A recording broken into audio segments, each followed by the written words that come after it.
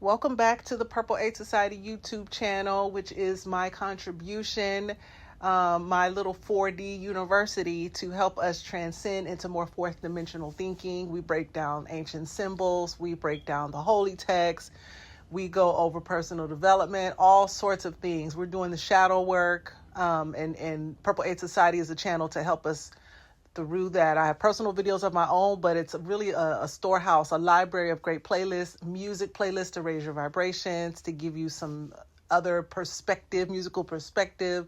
There's playlists for audiobooks and lectures, all sorts of things, spiritual discussions, science, radionics, healing your fascia, so many cool things, and I'm going to continue to add to them.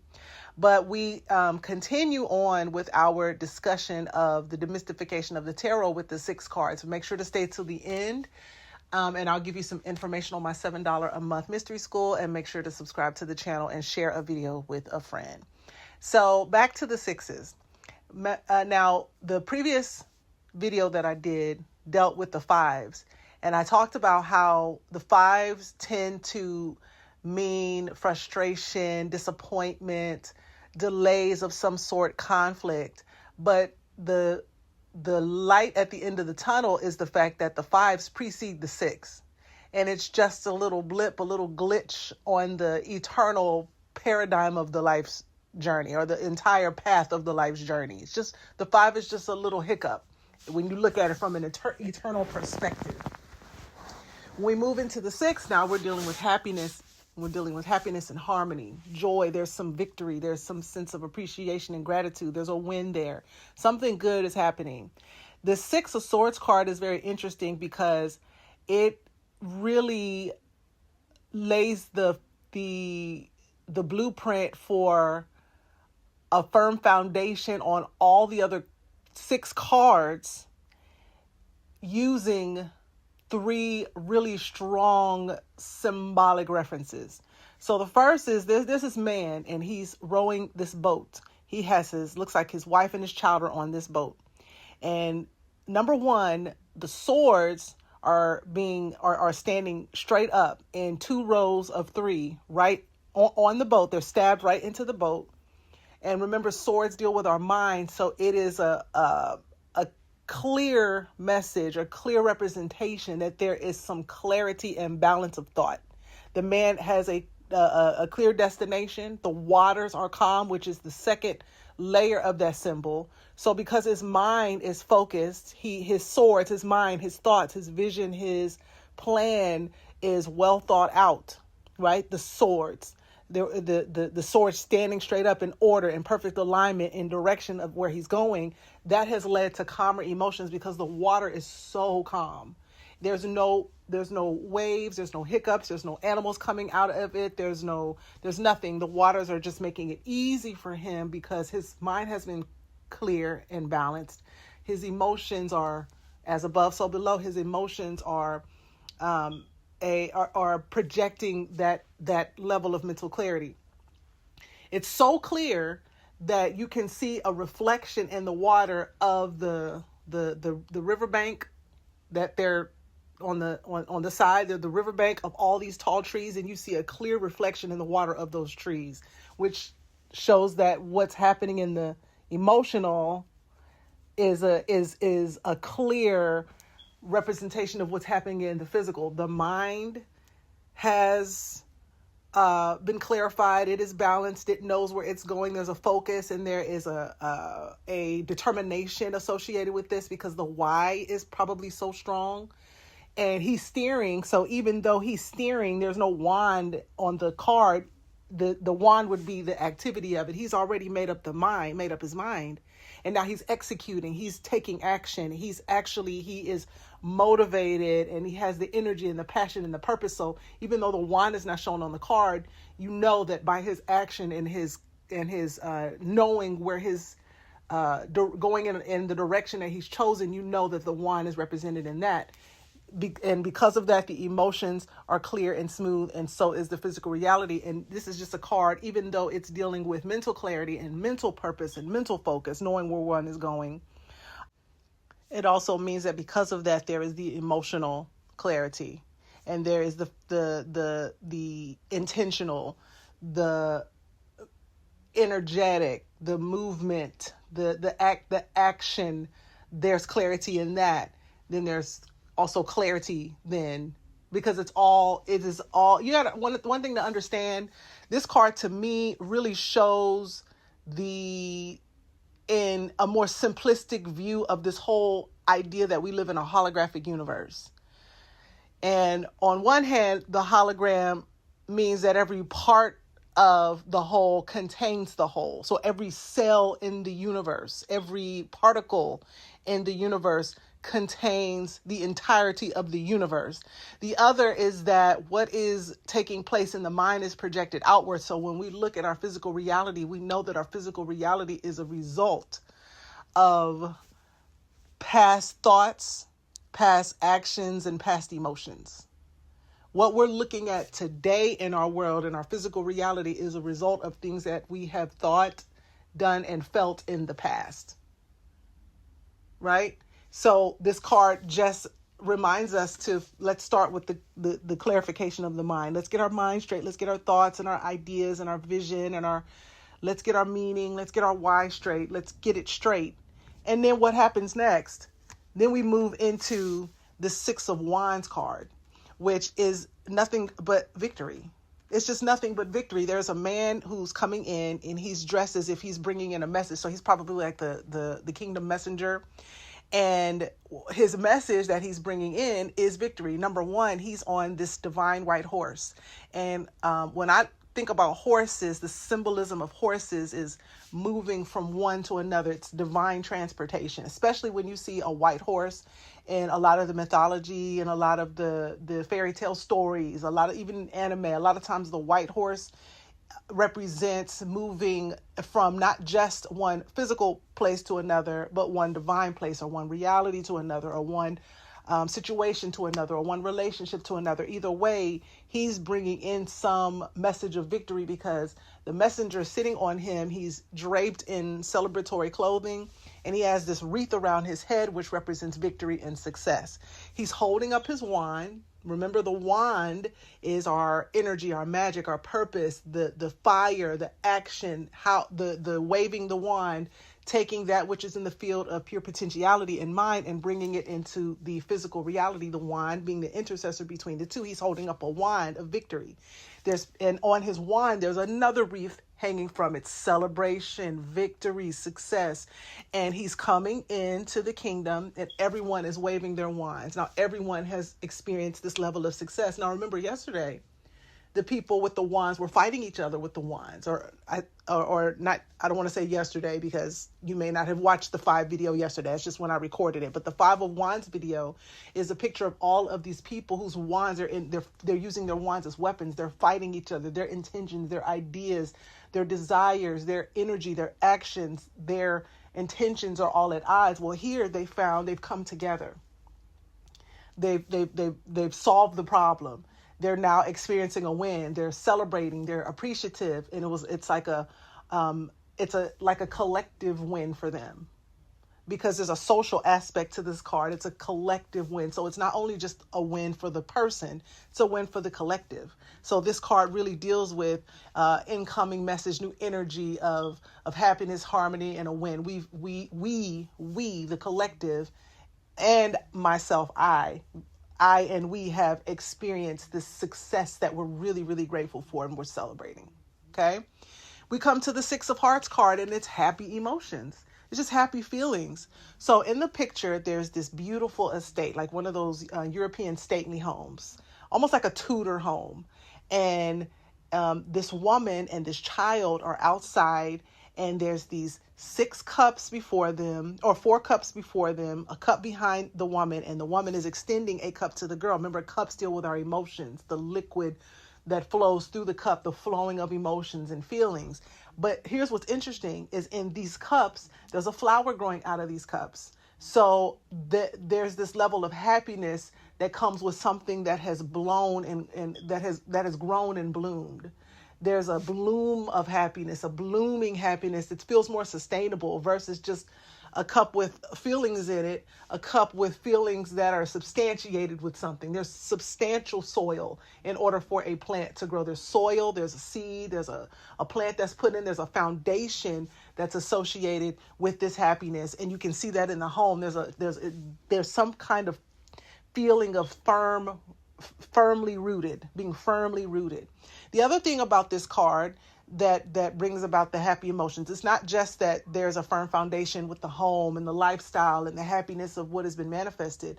The other thing is what's been manifested on the internal, because you can look at on one hand the woman being being healed enough to be able to give that kind of warmth and love and firm foundation and happiness of emotion to a child.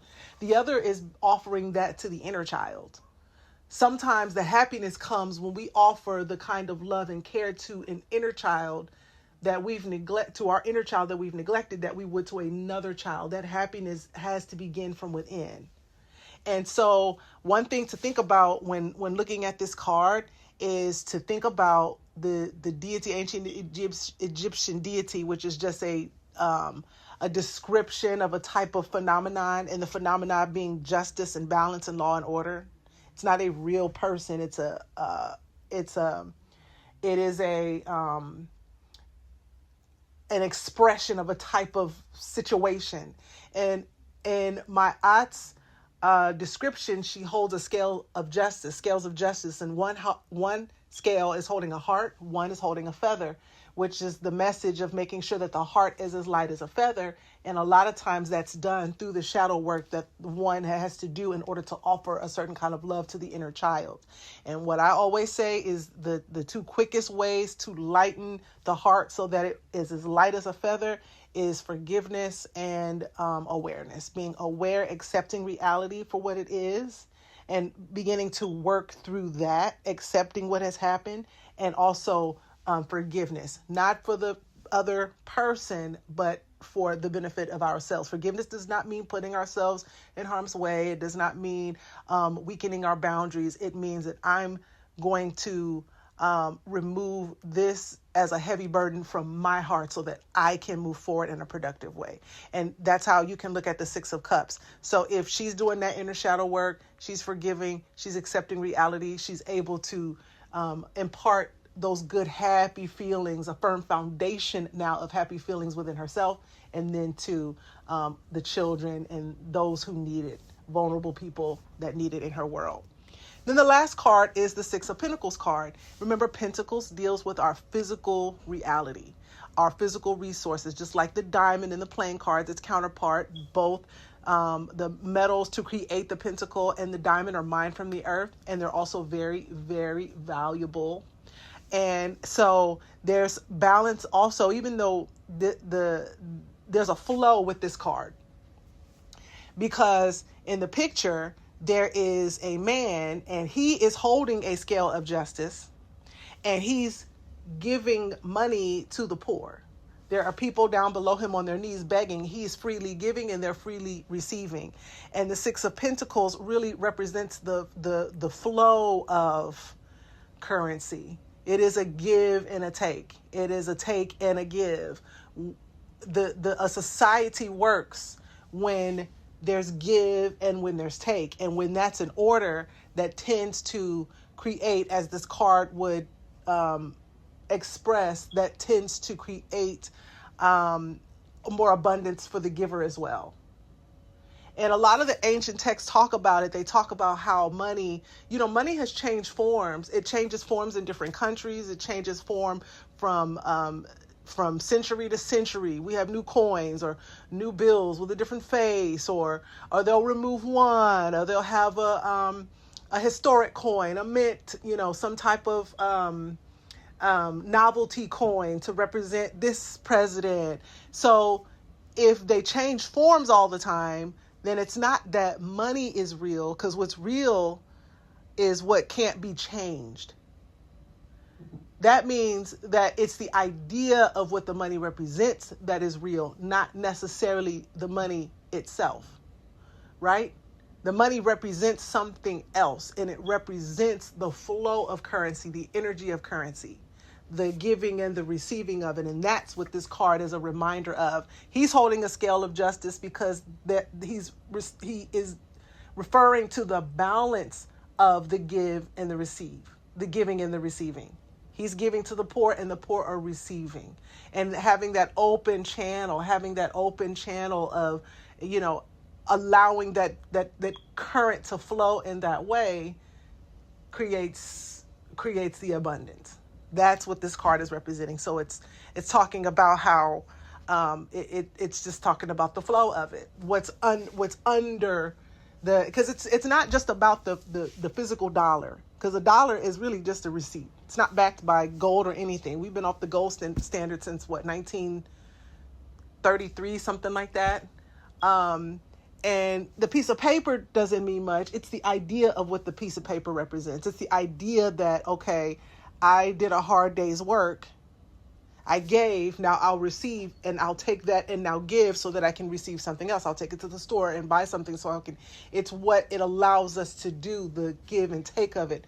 And it also ties into why we don't take from someone without permission, or why we don't steal from others, because that cuts off the flow. It wasn't given, it was taken. It wasn't freely given, it wasn't respectfully given, it wasn't honestly given, and the energy within that gets muddled, gets confused. So the idea is to maintain that flow, that current, the fairness, the honesty, and the integrity of the giving and the receiving, and that keeps the channel open, like the water's open, the funnel's clear, the pipe's clear for the movement of currency and abundance. And that's what this card is talking about. So thank you all for joining me. The next cards we'll be dealing with will be the 7 cards. We're getting through this thing, having a lot of fun.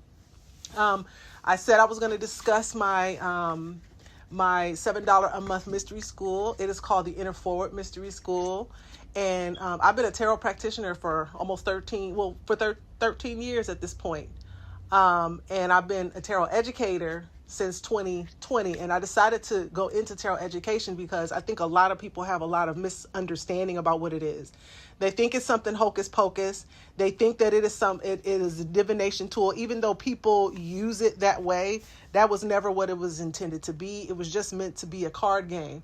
However, over time, the cards have developed into really great conversational pieces to discuss certain things, like the ancient symbols that mean something, the ancient holy books, the ancient texts, spiritual science, quantum physics, relationships, situationships, career, the energy of things. The cards provide great conversation pieces. So my weekly mystery school for $7 a month, what I do is I do a full out 10 card reading from 4 different types of decks.